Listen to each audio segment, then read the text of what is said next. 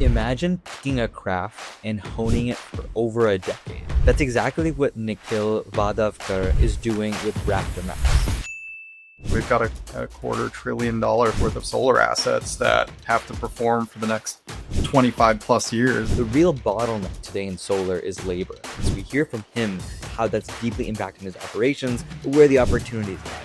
When you get a hailstorm over a $250 million site, that's millions of dollars worth of damage. What Raptor Solar was doing is it was replacing this very manual, dull, dirty, dangerous task. We just really believe in the power of entrepreneurship to do big things really quickly. We can make a huge difference in climate by applying.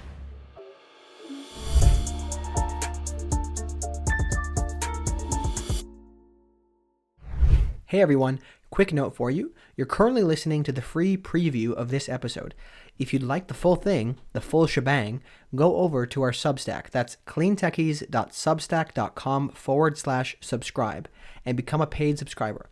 Any paid subscription gets you full access to the show on the Clean Techies Substack. In this episode, we talk about what it actually takes for him and the company to operate and maintain a $250 billion of solar assets, how he docked drones and robots, and how they're getting deployed in the field. We dive deep into the workflows, the software, and frankly, just the grind behind making solar reliable at scale. Coming from someone who spent over a decade figuring this out and is now all the way at the Series B level, this was a real treat about hearing someone who's working at scale. This was a real treat. Enjoy the episode. You had so much of the value of these platforms in the development pipeline that the operational assets were kind of paying, they were kind of like second fiddle essentially. And now as you look at where the actual value lies, everyone's saying, oh man, we've got a $250 billion worth of solar assets that have to perform for the next 25 plus years. Like, that's a lot of capital that's already been deployed that is expecting a certain rate of return. That is bought and paid for, those assets. So, our work is, we still got a lot of work ahead of us, regardless of all the new solar coming online. And then I think what you're going to see is, as incentive, it comes down to the free market, right? And so as incentives pull back, you have demand for energy, full stop, given AI. And naturally that's going to have projects pencil out in a different way, but it's not going to stop the solar industry and solar plus storage from moving forward and adding bigger solar. How much room is there for new technology versus an access and platform problem? Your role as an operator, as someone who's building and providing technology, right? You interface with kind of what is the innovation part of this ecosystem, right? What are things that need to be changed? So from your perspective, like broadly speaking, what are the big problems you're trying to tackle? What are the things you're trying to change? Yeah, great question. There are short-term and long-term problems. And so there are some problems that we've almost been ignoring that have piled up over the past several years. One of them is the increase in labor costs, right? I mean, you have skilled workers, you have other industries that are competing for their talents. You've got these far-flung locations and pretty hard work. And so those labor costs have been creeping up, and that doesn't really gel with these financial models. The second big thing that's been happening is underperformance in the industry. And all that means is you expected a certain amount of power to be produced, and you're off by a little bit, but that little bit makes all the difference because of how leverage works and how these projects are financed. And so that's been ongoing. And then you've got some really acute issues that have cropped up over the past couple of years. One is actually the climate itself is causing an increase in insurance rates because you have an increase in these natural catastrophe incidents. So think wildfires, think hail damage. I mean, that, when you get a hailstorm over a $250 billion site, even if only a few percent of your site is affected, that's millions of dollars worth of damage. And so insurance companies have responded. That's something that was very unexpected in the previous models. And so you've got tariffs. That's another one that, is very topical now. What most people don't realize is 97% of the silicon is still made overseas in China. So we have more domestic manufacturing coming online for solar panels, which is fantastic. But the solar industry is certainly not immune to, this broader geopolitical chessboard, and there is a ton and a reliance on foreign supply. And then, of course, with any talk about pulling back or rolling back the Inflation Reduction Act, or aggressively ramping down the tax credits, you're going to get some projects in the development pipeline that are no longer going to pencil out. So those are some of kind of like the more immediate issues. Right. And some of these are structural, right? I mean, the incentive structure and availability of tax credits is more of a macro, right? And the ability for It's that to more grow. of a, yeah, it's interesting. It's a macro, but it forces you to actually just be more efficient. I mean, there's only so much you can do, right? I don't think anyone in the industry is going to say rolling back on tax credits is a net positive for solar, and it will probably, the price will end up being paid by the retail consumer in the form of higher energy prices eventually. But I do think people want to build, developers want to build, and they will do anything and everything they can to make these projects pencil out. And one of the powerful levers that they have is that recurring cost to operate a solar farm year in and year out. And so if you can sharpen the pencil and say, hey, I can use AI, I can use robotics, I can use software to actually not only reduce that cost, but increase the power production or give me more certainty or hedge a certain risk, you start to bring some of these projects back into the green. And so it really forces that discipline on the industry. If my research serves me correct, you started this company in the start of 2025 or 2015, actually, right? So it's about 10 years ago now. The same right? year OpenAI was founded, I think.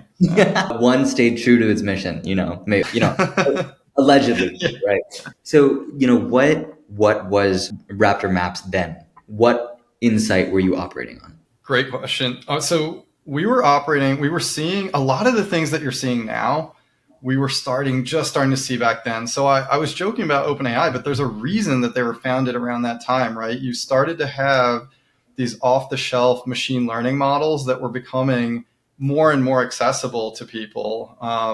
Things like TensorFlow, for example, or like this whole concept of even like convolutional neural networks was going from this thing that was more in academia to something that you could actually start to apply to the real world. So I think that was very exciting, and that was an exciting time.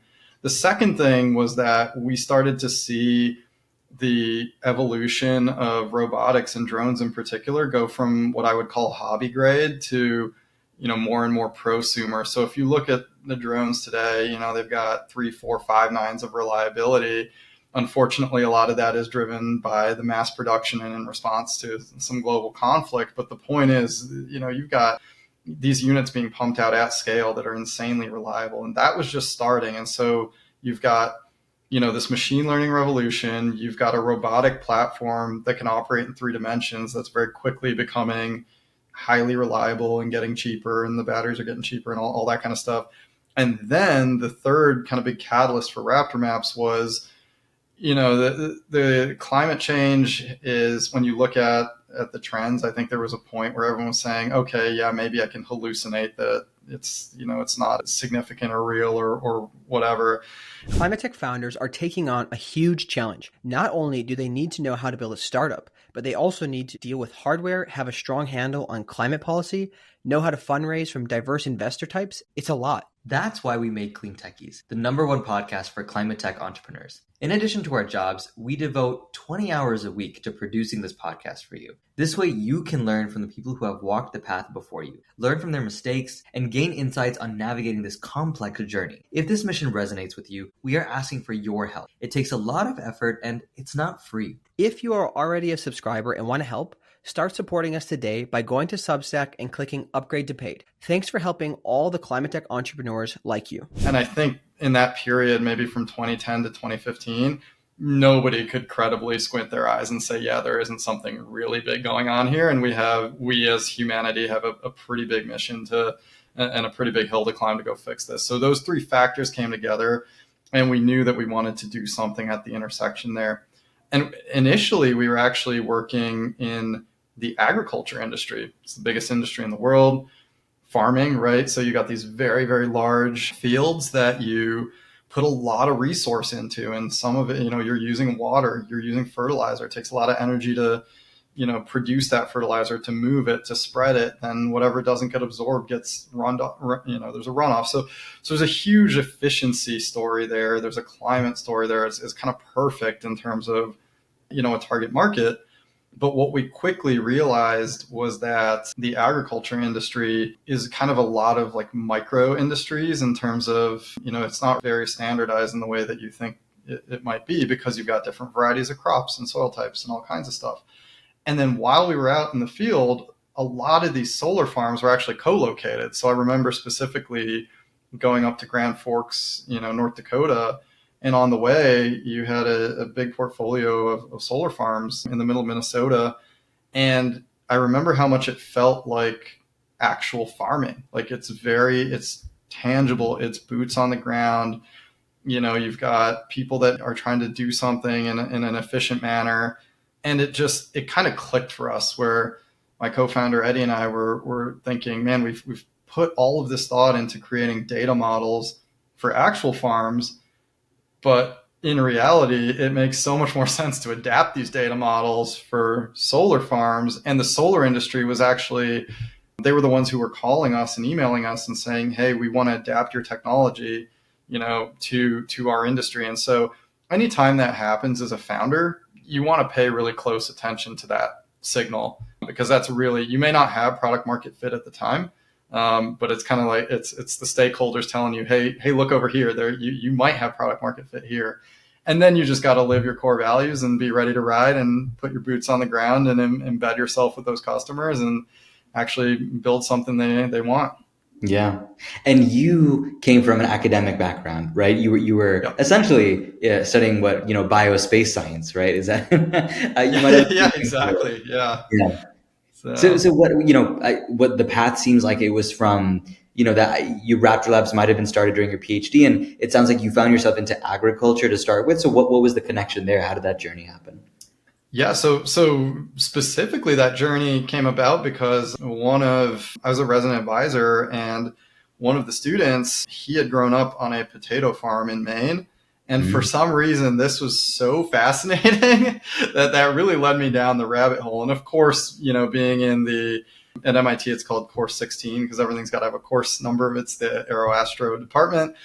Drones and things like that. Very, very logical connection there. And then I actually had a grant from the Gates Foundation to build drones for use in medical supply delivery. So I had some experience with that as well.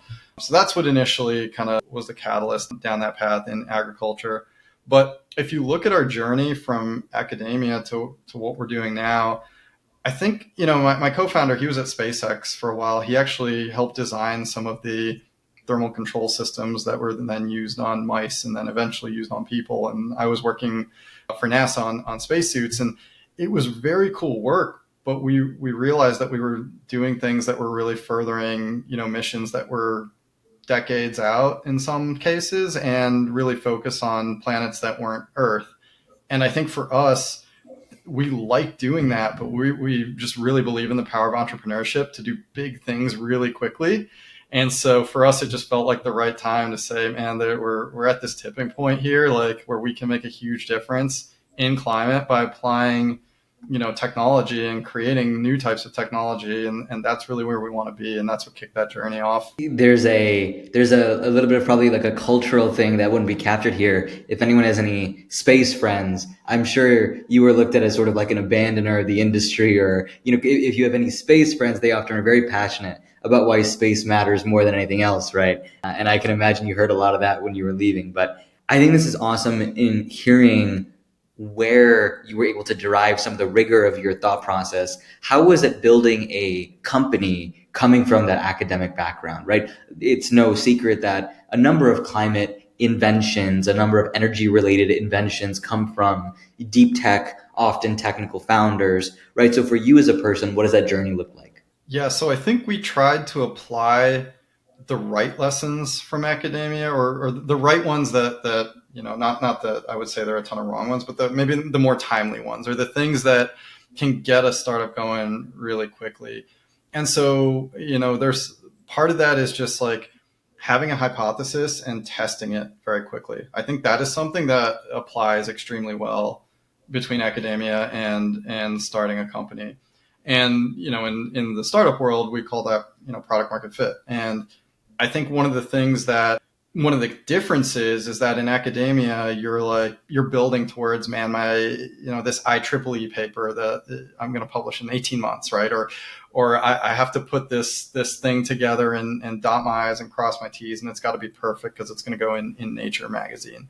And in the startup sector, it's, what is the graph scrawled on the back of a napkin that I can literally take to a customer and be like, hey, if this graph is true and these couple other assumptions that I'm just literally telling you are true, and then I go build it, would you buy it? And if you start to get positive signal, you build really quickly. So I think some of that was informed by, we are a Y Combinator company, and, make something people want is very infused in our DNA.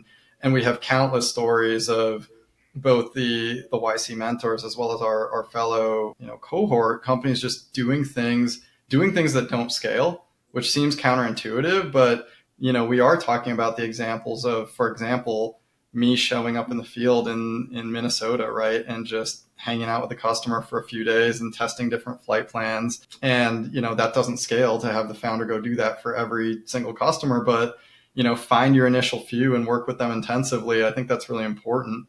There are other companies we saw where we got inspiration from them, where there was one with a grocery checkout app. I remember this, and they would stand outside of this market in San Francisco called Rainbow Market. And literally the founders, and they had built the software, were handing people, $5 bills to download their app just so they could get data from it. Like that. I love those types of stories. I love the people who they put in the elbow grease, they do things that don't scale, they iterate quickly. Yeah, I think if you come back, if you have the exact same problem 2 weeks later and you haven't tried 5 different things, that's not a path to success in startups. Whereas in academia, you can kind of, a couple of weeks later, well, yeah, that experiment didn't work. I'm calibrating this thing. I'll talk to you in another 2 weeks. It's not how it works. Hey, founders, if you're hiring, I've got a special offer for you. For those of you who do not know, to pay the bills, I run a search firm called Earth Tech Talent. That's Earth with no A. We specialize in placing top sales and engineering talent at early stage clean tech startups in the United States. And we do it for way, way less than traditional search firms. I've actually been working as a recruiter for over 5 years in clean tech and have made over 70 placements, from the CTO of IPA Power, a Blackstone-backed energy developer, to most of the founding team at ChargeScape, a managed charging software joint venture between Honda, Ford, BMW, and Nissan. Early stage clean tech startups can't afford to not have the right talent, but they also cannot afford to use a traditional search firm for their recruiting needs. That's where we can help. We charge as low as 12% of first year base salary, and this is compared to the typical 20 to 30% that most firms charge. So you can get an expert in the space at a price that does not break the bank. If you'd like to learn more, check out our website, earthtechtalent.com. That's, again, Earth with no A. And we really value transparency, so our pricing is publicly available on the website. If you're looking for support, book a call today. My calendar link is in the description, and be sure to reference this ad for $1,000 off of your first search. All right, back to the show. Well, to kind of set the scene for everyone, right, before we get too far ahead. So today, and we'll get into this, my understanding is you have 4 product lines, right? You have solar, Sentry, inspections, and DG, right? And I'm curious, where did you find your initial product market fit, right? We talked about the hypothesis and problem area that you saw, but what was the first version of the product that really made Raptor Maps, and how did you grow from there? Yeah, that's a great question. So our initial product was Raptor. It's called Raptor Solar. It still is, right? Raptor Solar, we think of that is like the base platform of Raptor Maps. And if you think about, it was the whole innovation there, it was underpinned by a digital twin. And what that is if you think about a solar farm at its very basic form, right? It's a lot of rectangles of glass. Those rectangles are wired up. They're connected in a certain way. They have a certain location. Those wires have to go to other types of equipment, and eventually it makes its way on the grid. And so how do you represent that in a very high fidelity, but a very scalable way to create? Have you ever played the game GeoGuessr or seen people? Okay, so I think it's really cool because you've got this one very, very, very specific location, But then you have these people that are zooming all the way out to the entire globe, right, and all the way back down seamlessly, and it kind of gives you that interesting perspective on, what it takes to go from a macro level all the way back to micro and everything in between. And so that's really how we represent not just individual solar farms all the way down to, solar panels and even more granular, but all the way up to the, large portfolios. And so that was the core of Raptor Solar. And then specifically what Raptor Solar was doing in the early days is it was replacing this very manual, dull, dirty, dangerous task that involved taking electrical connectors and actually touching them to, charged live solar panels, and then getting these readings that literally look like an EKG or something that you have to then go interpret. And I don't know if you've ever tried to interpret a very, fuzzy graph in a very hot field when you've got another 100 to do that day, but it's just it wasn't a very scalable or granular thing. Now, where that relates to Sentry is that, talk about product market fit. It's perfect, right? You replace that task with something it's better for everybody. It frees up the same technicians to go fix things, which is what they want to be doing. And so with the innovations that we're seeing now, so for example, we have docked drones that live on nearly 10 gigawatts of solar farms. So many of these that are out there, and they're operated completely remotely. And the cool thing there is that because that technology has evolved, you don't need to have someone staffing that drone on that site. And that opens up an entire library of possibilities to basically repeat that same story with that, electrical testing. But now it's looking at the fence to comply with your NERC SIP regulations. It's looking at the substation to say, hey, did someone, put the gate or the switch back properly so that it's not going to cause a runaway thermal event or like a fire. And so you can just go down the list of all these kind of mundane, routine, repetitive tasks that have to be done at scale and say, hey, I can now automate these with Sentry so that, again, these technicians can be focused on fixing things, bringing power back online, doing more intellectual work, and doing the things that they want to be doing. So really, we see Sentry as kind of built on top of Raptor Solar. You mentioned DG. There are, of course, other applications, but those, and DG is a big one for us. But, I think that's kind of the easy way to think about it. Right. And so the concept of automating workflows, originally started as really a process that was otherwise tedious and cumbersome, turning that into an experience that was better, right? Sort of your Exactly. True SaaS product, right? Or in this case, it'd be maybe more of a platform based on the way that it grew.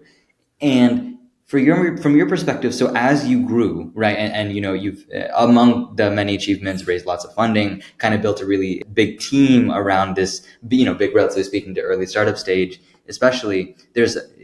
You've evolved a lot as a company. I'm curious, what are the advantages you think you've been building on over the years, right? You start off with the initial sort of problem thesis, and you realize there's an opportunity you're capitalizing on. So what do you think that is? Yeah, I think a lot of startups come in and say, okay, we want to be this like data visualization layer, or we want to be this layer on top of this other thing. And one of the things that we said is, do you want to be kind of a nice to have, or do you want to be a fundamental part of how $250 billion of solar assets in the US alone, let alone the rest of the world, are operated day in and day out?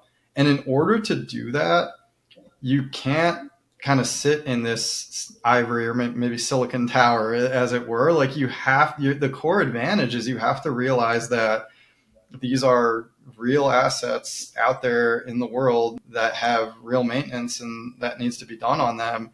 And you need to roll up your sleeves, get your hands dirty. You have to go line by line and say, what are the different things that have to be done? And how am I going to put the power in the hands of our customers to do those things? Not, okay, let me give them like slightly better reporting or something like that, but fundamentally, how do I revolutionize their workflow to solve all of these big problems that we were talking about at the very beginning. So I think that's a huge advantage. Related to that is just being so committed to large scale solar. So when I say large scale, I mean utility scale and, large commercial and industrial portfolios. And the more you dig into it, the more you realize it's like peeling back the onion. There's so many layers to it. There's so many interesting things. There's so many new problems that creep up that it's not static. And one of our advantages is we recognize that.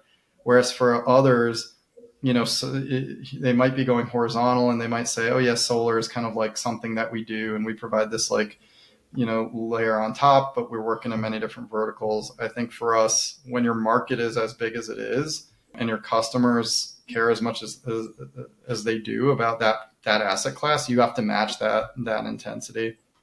And I think the third thing is just by being extremely disciplined about the data model, it's made it so that we're very AI ready. So, we were probably one of the first, if not the first companies doing anything with like geospatial in the solar space that was offering a really robust API so that people could go build, business processes on top of our software. And now it's pretty cool because you can be like, hey, let me connect this LLM up and, I can go query my database and do all kinds of stuff. Yeah. I think there's a really interesting thread to pull there, right? So you're starting with discovery of an ecosystem, right? I have done research with geospatial data, so I very intimately understand that only through, and I think this is what some of the things where if you believe in the privatization of industries, right, this is where one of the things fall, which is geospatial data was slow. The research on it and the progress on it was slow for so long because it was closed. Then there was this explosion once a lot of these data sets became open source, right? And it really moved the ecosystem forward. So, my bias towards sort of open data aside, I'm curious, what have been sort of the ecosystem shifts you've seen, right? Maybe this openness of data and the maturity of geospatial data might be one. But what are the other shifts you think you've seen, if any at all? If you enjoyed this episode, please go to our Substack and become a paid subscriber to hear the rest. There is plenty more good stuff where this came from, not only with Nikhil, but all the episodes we do. It would be a major, major help to our platform and help keep us going. As always, thanks so much for listening, and until next time.